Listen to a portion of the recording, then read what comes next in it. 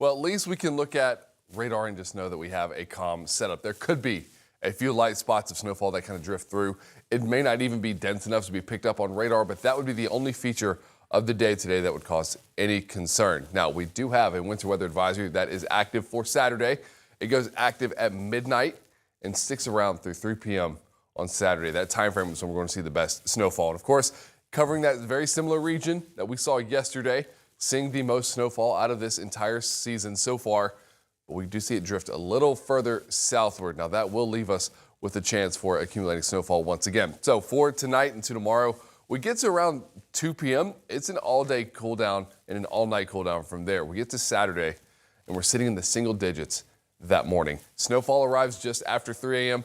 This just about covers everybody. There are some very thin spots that may not leave much to get excited for in terms of accumulating snowfall, but we also have a few bands that have really been consistent in developing good snowfall rates. So that right through the areas that we were seeing at the winter weather advisory, that is where we could see some spots get up to 3 to 6 inches of snowfall out of this.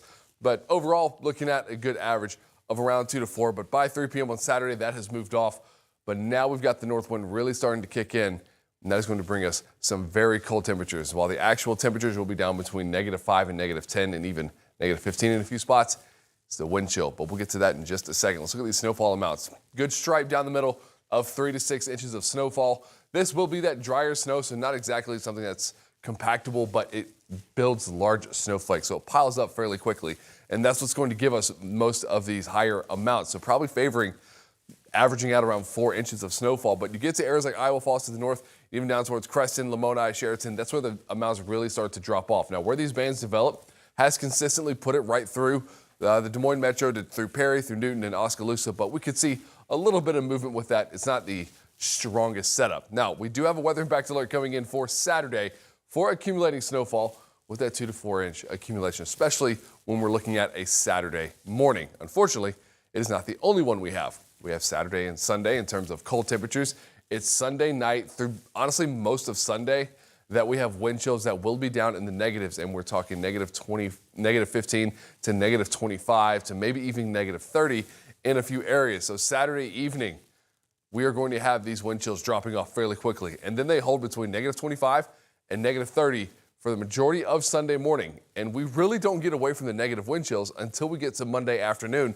We just won't see them at this level once we get to the start of Monday. Now, weather impact alerts are stretching from Saturday all the way through Monday.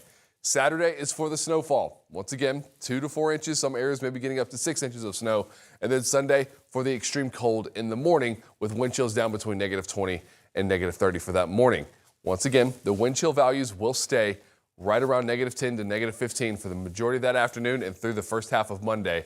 And Monday, the wind picks up out of the north, looking at ground blizzard conditions being possible from the snowfall on Saturday.